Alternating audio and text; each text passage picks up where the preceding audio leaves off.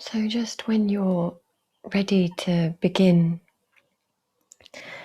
perhaps just turning the attention to the sense of hearing and the sounds.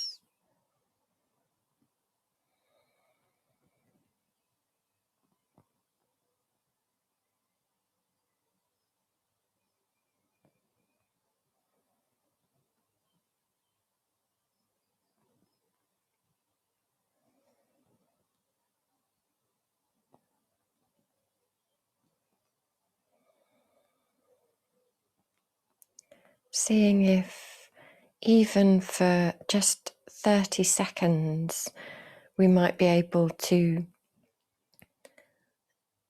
just focus on the sounds that we can hear.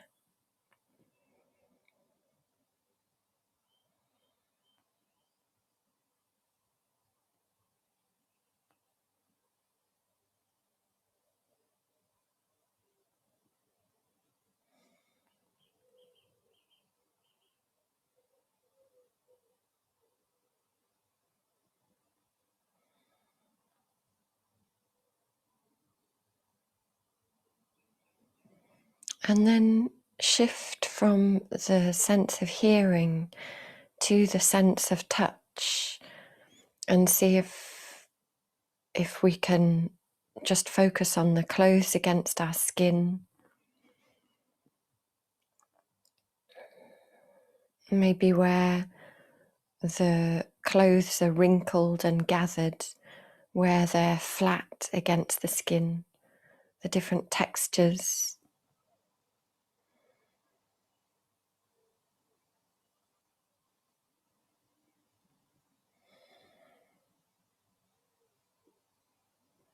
Maybe feel the touch of the apparently solid earth or ground beneath.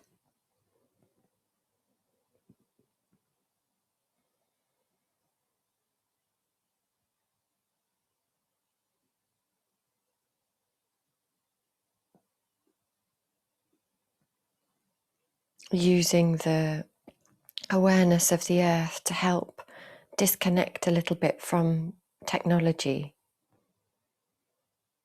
and really be present in the space that we're each in.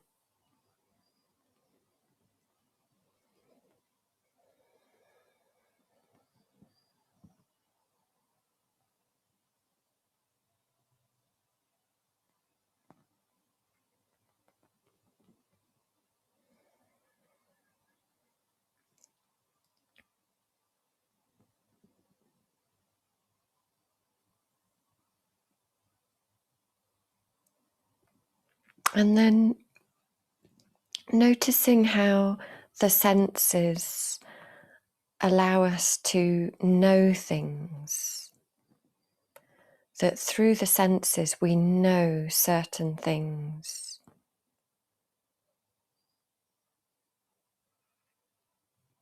And that there are other ways of knowing, being aware of the nervous system, and that the nervous system knows.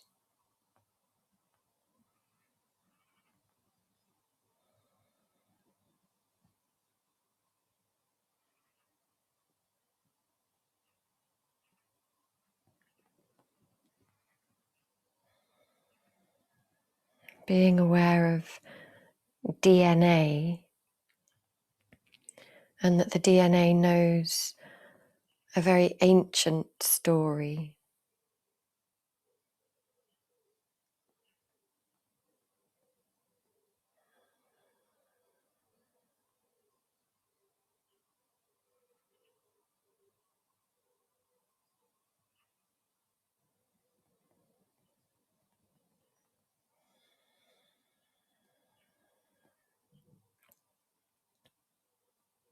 Being aware of the frontal cortex of the brain, which knows all sorts of things.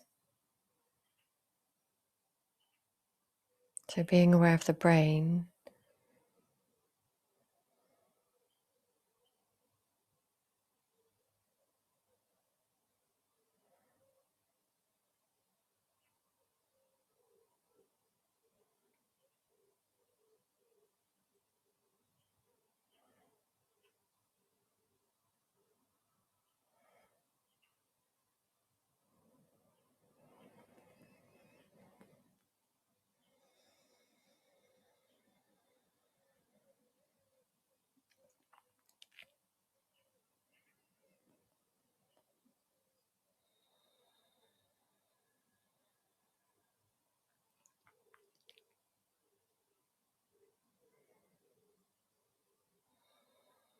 I struggle to find the words, in all honesty, of the part of us that might know, or that might have some knowing about something. I'm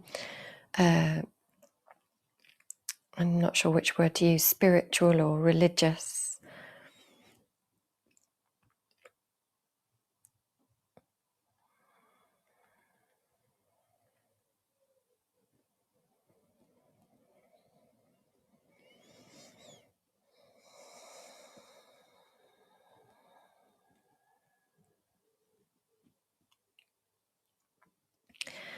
And then I wonder if you can connect in with the part of you that might have known in some way that it was a full moon over the weekend. So maybe not a conscious part, but another part of us that might have known that the moon was full.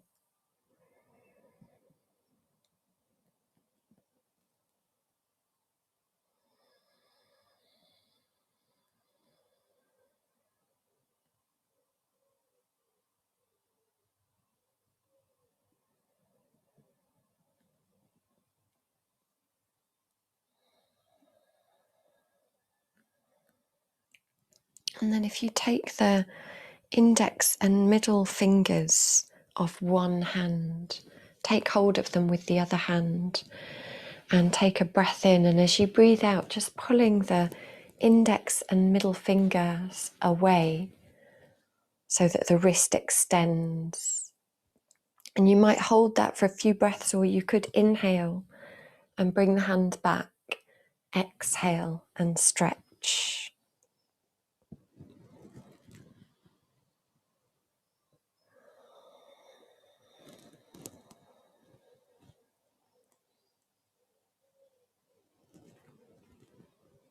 And maybe as you repeat this, listening into the parts of you that know.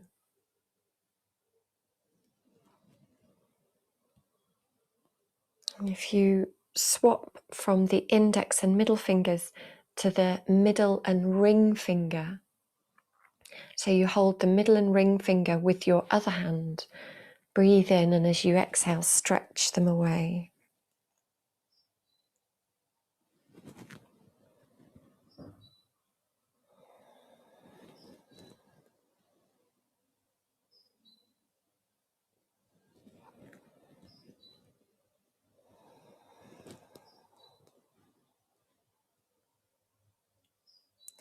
And then swap to the other hand, so the index and middle finger on the other hand.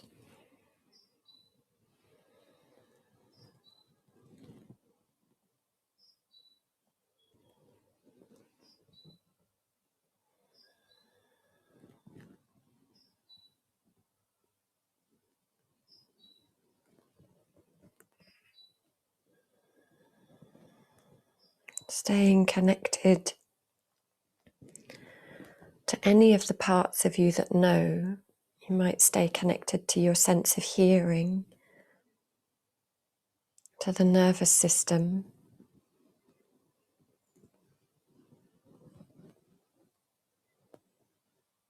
to the part of you that knows that the moon was full.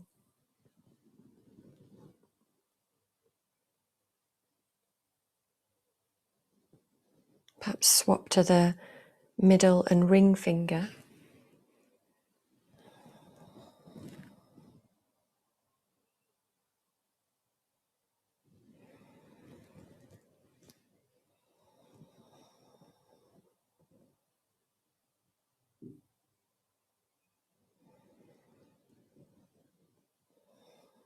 And then if you lace the fingers, lace the hands, and press the palms away, and maybe drop the chest and lower the chin so that you can spread the shoulder blades behind you.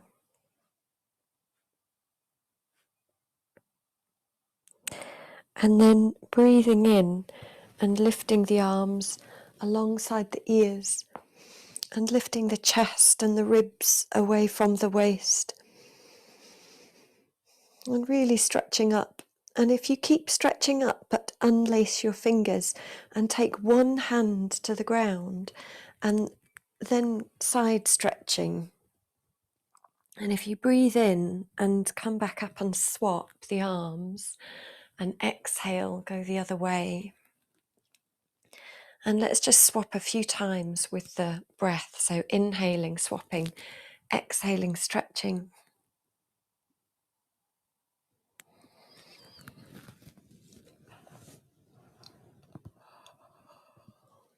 And then if you breathe in and come center and twisting as you breathe out, maybe take your hand to your opposite knee and look behind you. And then inhale, center, exhale the other way. And again, alternate.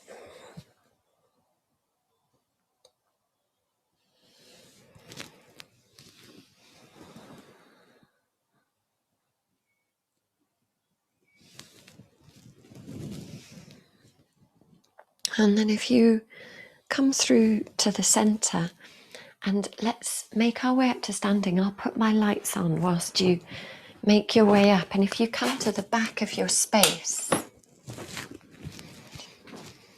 and even though the moon is now waning, I don't know about you, but it felt like an intense full moon this weekend for me. So let's start with moon salutations. So if you stand at the back of your mat or your space with your feet apart and just drop into your knees and shift back into the heels and maybe bring your palms together. And before we begin to move some more, just coming to stillness and perhaps bowing the head a tiny bit. Maybe not, Nikki. You might keep your head straight ahead, your gaze straight ahead. But in order really just to connect to the throat and to ocean breath. So seeing if you can apply what feels like a valve within the throat to create the audible whispering sound of the breath from within the throat, like a sigh or a yawning breath, but with the mouth closed.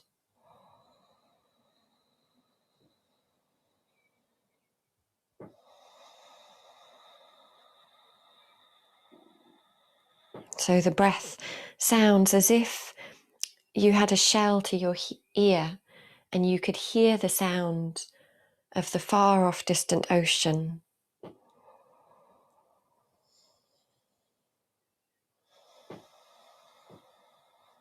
Although it's not so far off for some of us, I know.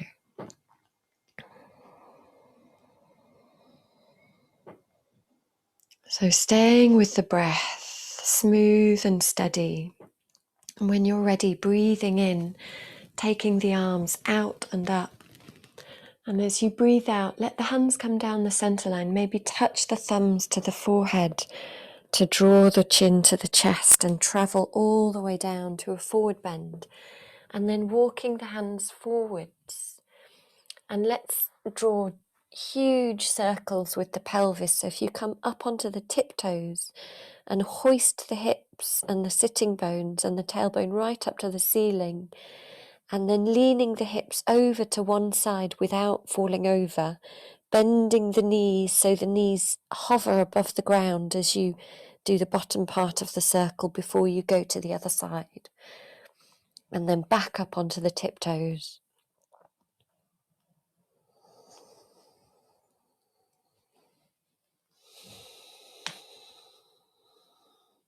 So moon qualities are, one of the qualities is water, because the moon pulls the tides and water flows. So the moon salutation moves continually. So if you change your direction of the circles, but just keep moving, if that's okay.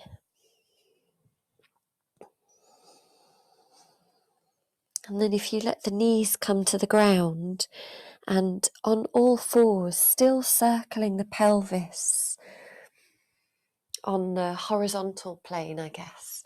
And if you let the circles be so big that you pass through child, and when you do the top part of the circle, all of the body's weight comes through the hands, perhaps, so that the groins can soften. And if you change direction,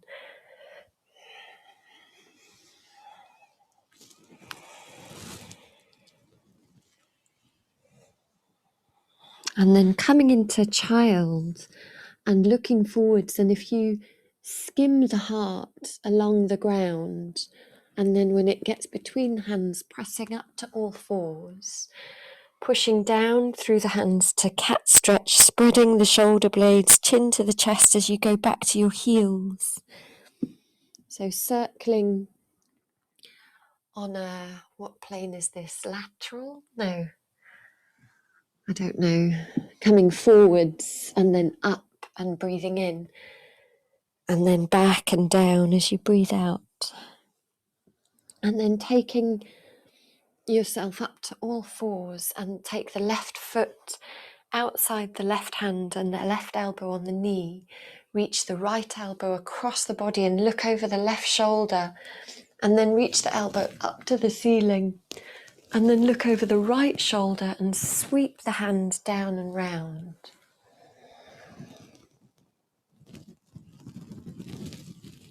Yeah. And maybe keeping your eyes on your fingertips all the way round. It's a bit disorientating, but it helps to increase the back bend a little bit.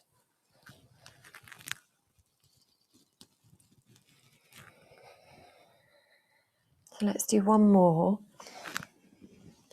And then bring the hands down and the left foot back. And then walk the hands back to the ground in front of the knees so that you can pass through a squat and make your way up at the back of the mat, lifting your arms. And let's link it straight into the second one. So let the thumbs touch the brow as you travel all the way down. Walk the hands forwards again into down dog. And again, hoisting the hips right up onto the tiptoes and circling, drawing giant circles, moving continually.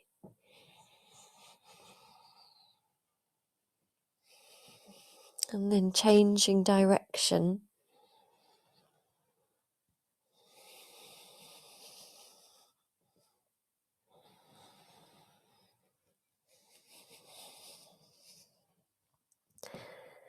And then bringing the knees down, but still circling on all fours. Again, huge circles that maybe pass through child.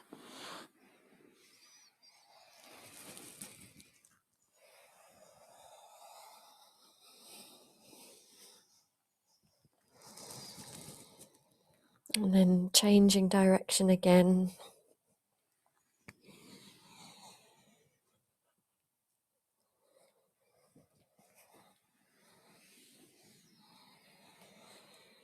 And then taking the right, coming back to heels, to child, and diving forwards, breathing in to all fours, cat stretching back to child again.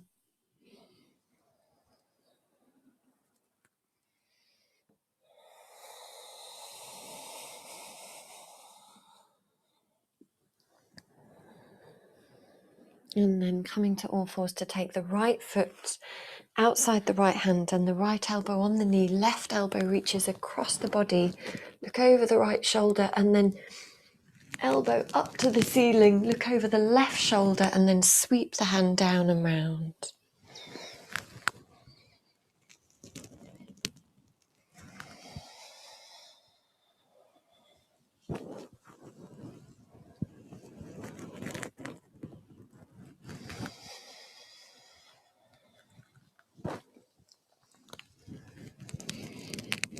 And then bringing the hands onto the ground, taking the right foot back, walking the hands back so that we pass through a squat and up to standing, and